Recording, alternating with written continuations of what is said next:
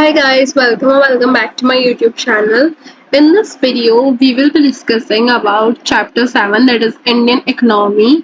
ये class 11th की economics का 7th चैप्टर है and this is for GSEB that is Gujarat board. अगर आप CBSE से हैं फिर भी यू कैन वॉच इट, या फिर अगर आप कॉलेज में पढ़ते हैं फिर भी for getting information you can watch this video. ये वीडियो सबके लिए बेनिफिशियल होगी. So let's start.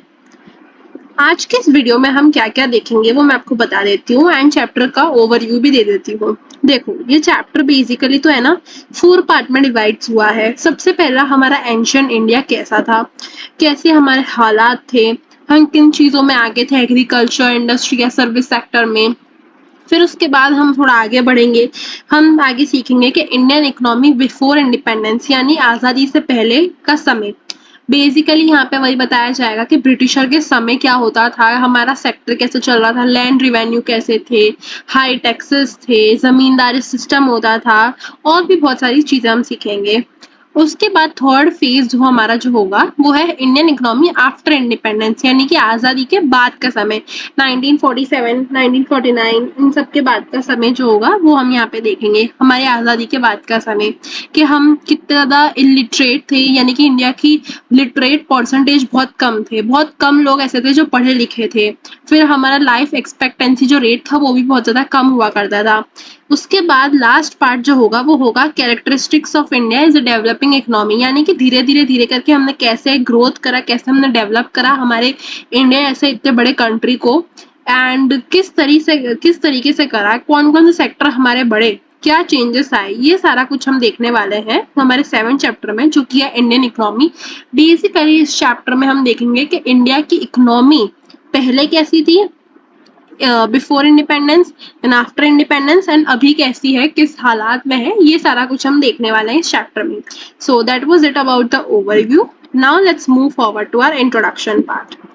देखो, India is a country of rich cultural diversity. India कैसा कंट्री है जो कि बहुत ज़्यादा रिच है उनके कल्चरल और डाइवर्सिटी में, यानी कि हमारे इंडिया में बहुत अलग अलग टाइप के लोग, अलग अलग टाइप का कल्चर दिखाई देता है. Caste, creed, religious, cultural tradition सब के अलग अलग है. अगर आप चलो बिहार में चले जाओ तो वहाँ का खाना अलग है, लिट्टी चोखा है. अगर आप दिल्ली साइड में चले जाओ तो चाट है. अगर हम गुजरात साइड में आते हैं तो गुजराती फूड रहता है, खाखरा, ठेपला, ये सारी चीजें आ जाती हैं. ठीक है, तो सारा कुछ इंडिया में अलग अलग है, डाइवर्सिटी है, यूनिटी इन डाइवर्सिटी है. India is a country of rich cultural diversity. It is largest democracy in the world. हमारी इंडिया जो है वो लार्जेस्ट डेमोक्रेसी है in the world, demonstrating unity among diversity of various language, caste, creed, religious, culture, tradition and so on. Thus, India has a unique identity. India की जो identity है वो बहुत ज़्यादा unique है, हम उसमें सारे टाइप के लोग रहते हैं. India was named Bharat in the ancient times after the name of the son of King Dushyant. जो हमारा इंडिया है उसको हम भारत भी बुलाते हैं, भारत देश. तो वो नाम कैसे हुआ था यहाँ पे वो हम जानेंगे. देखो, जो किंग दशरथ थे, किंग दशरथ, उनका जो सन था, after the name of the son of king Dasharath and his queen Shakuntala, जो किंग दशरथ एंड शकुंतला का जो बच्चा हुआ था, जो सन हुआ था, उनका नाम भारत रखा था. इसी के हिसाब से हमारा जो कंट्री है इंडिया, उसका नाम भारत रखा गया था. The country was extremely prosperous and known for its agriculture, traditional craft, trade which attracted many foreigners for the purpose of trade. India था पहले, उसको सोने की खान भी कहा जाता था. क्यों? क्योंकि हमारा जो रिसोर्सेज थे हमारे पास, नेचर रिसोर्सेज के मामले में हम बहुत ज़्यादा रिच हुआ करते थे. हमारे पास बहुत ज़्यादा नेचर रिसोर्सेज पाए जाते थे. इसी के कारण, इसी लालच के कारण फॉरेनर्स हमारे इंडिया में आए थे for purpose of trade. Trade यानी कि क्या, यहाँ से सामान ले जाते थे और वहाँ पे बेचते थे. इन सारी चीज़ों की वजह से वो आए थे हमारे इंडिया में. लेकिन उन्होंने धीरे धीरे करके कब्जा जमाना शुरू कर दिया था एंड थोड़े टाइम के बाद तो हमारे फॉरेनर का राज ही चलने लगा था. यही यहाँ पे बताया गया है कि हमारा जो कंट्री था इंडिया वो बहुत ज्यादा रिच हुआ करता था. लेकिन धीरे करके क्या हुआ, ब्रिटिशर्स आए for the purpose of trade and वहीं पे वो बस गए हमारे इंडिया में. उन लोगों ने रूल चालू कर दिया, जमींदारी सिस्टम चालू कर दिया, हमारे एग्रीकल्चर को डिस्ट्रॉय कर दिया एंड हमारी पूरी जो इकोनॉमी थी वो एकदम डाउनवर्ड स्लोपिंग होने लगी, यानी कि सब कुछ डिप्रेशन में चलने लगा था. However, foreigners who came for trade started ruling over us in order to exploit our rich resources. इसी के कारण जो फॉरेनर्स भाई ब्रिटिशर्स जो आए थे वो हमारे इंडिया पे रूल करने लगे एंड हमारा जो रिच मिनरल वाला रिसोर्स था, जितने भी हमारे अच्छी अच्छी चीजें थी उन सारी चीजों को डिस्ट्रॉय कर दिया, एक्सप्लॉइट कर दिया. Thus they ruined our ancient economy and cultural heritage both. उन्होंने हमारी कल्चरल हेरिटेज एंड इकोनॉमी दोनों को डिस्ट्रॉय करना चालू कर दिया. Between 1526 to 1858, that is between the 16th and 19th century, the Mughals ruled the entire nation or some religions. फिर क्या होता है 1526 से लेके 1858 तक, यानी कि 16वीं और 19वीं शताब्दी तक मुगल्स ने हमारे इंडिया पे राज करा था. Besides the French, Portuguese, Dutch also ruled over some parts of India. यानी कि थोड़े थोड़े टाइम में फ्रेंच ने भी हमारे इंडिया पे रूल करा, फिर पोर्चुगीज ने, डच ने, इन सारे लोगों ने रूल्स करा था. And finally the British established their whole rule over India almost 1757 से लेके 1947 तक, यानी आज़ादी से पहले से लेके पूरे 1757 से 1947 तक ब्रिटिशर्स ने राज करा था. तो ये आप पीरियड याद रखेंगे, ये पूछ सकते हैं ऑनलाइन में. The period from 1757 to 1858 is known as the period of East India Company Raj rule, as this company of British origin came here to trade but also established its rule later from 1858 till midnight of 14th August 1947. ये भी बहुत ज़्यादा important topic है. देखो यहाँ पे क्या बोल रहा है कि जो हमारी इन सारे लोगों के बाद, यानी कि फ्रेंच, पोर्टुगीज और डच के बाद हमारी ब्रिटिश गवर्नमेंट आ गई थी.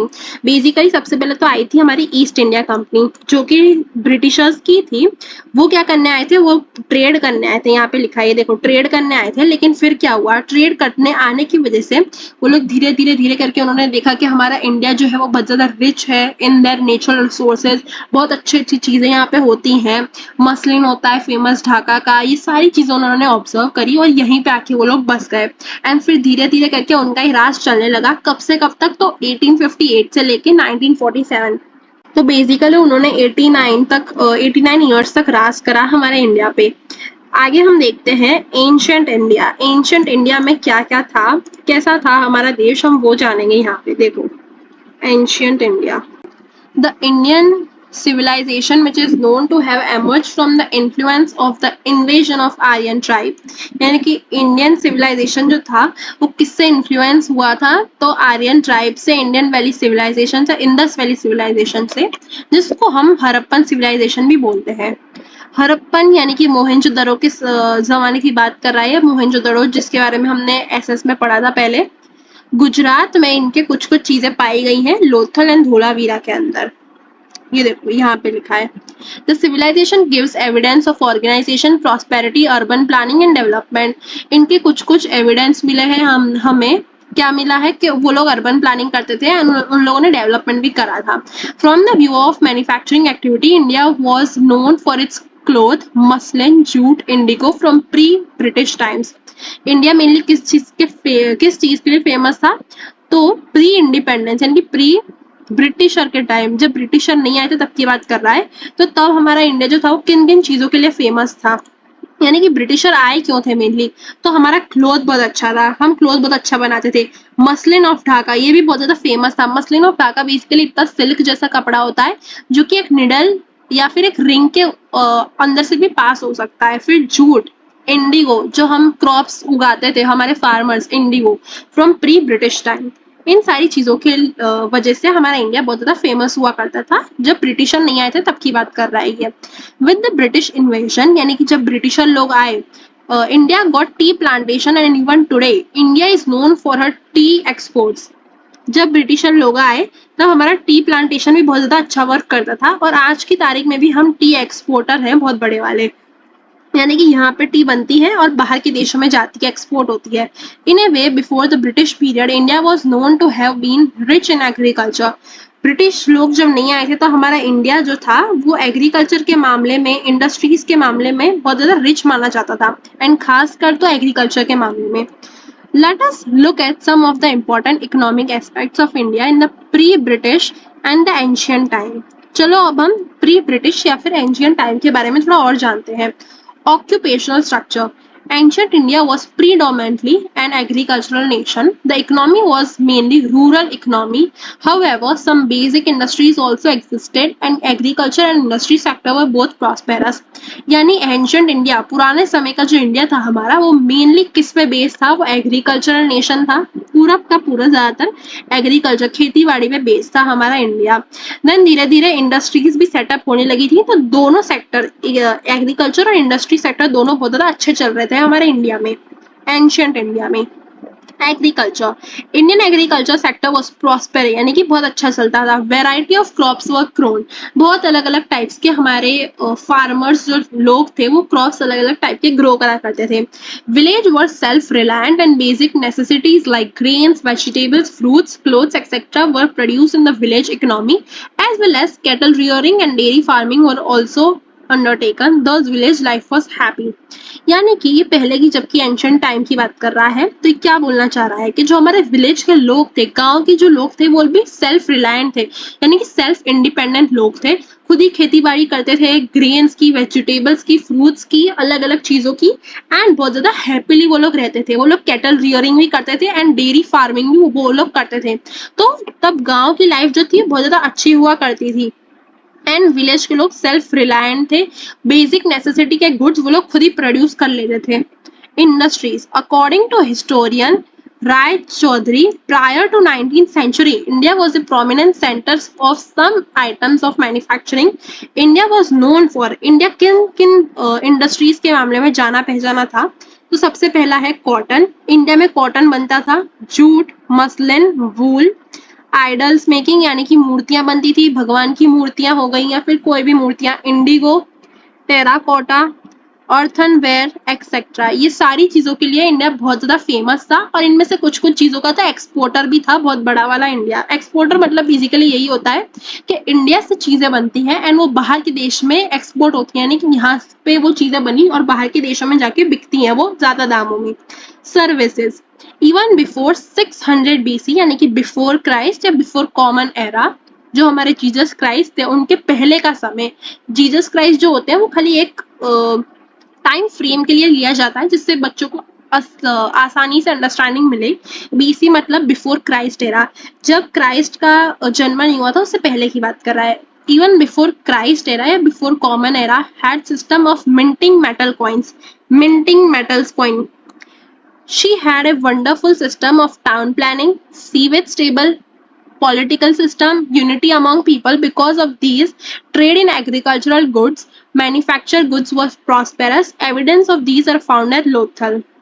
लोथल जो है वहां पे इन सारी चीजों के एविडेंस पाए गए थे जब इन्होंने खोदना शुरू करा था। जो आज के लोग जो हैं उन्होंने जब खोदना शुरू करा लोथल के आसपास, तो उन्होंने देखा कि नीचे से जमीन के अंदर से बहुत सारी चीजें मिली, बहुत सारा आर्किटेक्चर मिले। उसमें क्या क्या उनको मिला कि पहले के जमाने में अराउंड 600 BCE के समय टाउन प्लानिंग बहुत अच्छी हुआ करती थी। सीवेज सिस्टम यानी गटर लाइन का जो सिस्टम था वो बहुत ज्यादा अच्छा हुआ करता था। पॉलिटिकल सिस्टम जो था वो भी बहुत ज्यादा स्टेबल था। लोगों के बीच में हार्मनी एंड प्रॉस्पेरिटी थी, यानी कि यूनिटी थी सब लोगों के बीच में। ये सारा कुछ कब मिला, जब इन लोगों को एविडेंस मिले थे लोथल से। लोथल हमारे गुजरात में ही है। आगे देखते हैं, national income economic prosperity. According to historian Angus Madison, India was extremely prosperous with share of 25% of the world wealth during the time of Maurya dynasty. यानी कि मौर्य डायनेस्टी के समय 25% ऑफ वर्ल्ड वेल्थ, दुनिया की सबसे वेल्दी देश 25% तक हमारा इंडिया ही था। ये कब की बात कर रहा है, जब हमारे देश में मौर्य डायनेस्टी चलती थी। During this time, most of the geographical area of present India were under one rule. During the Mughal rule, India commanded almost 90% of the world's southern Asia region and high taxes and excise were also generated.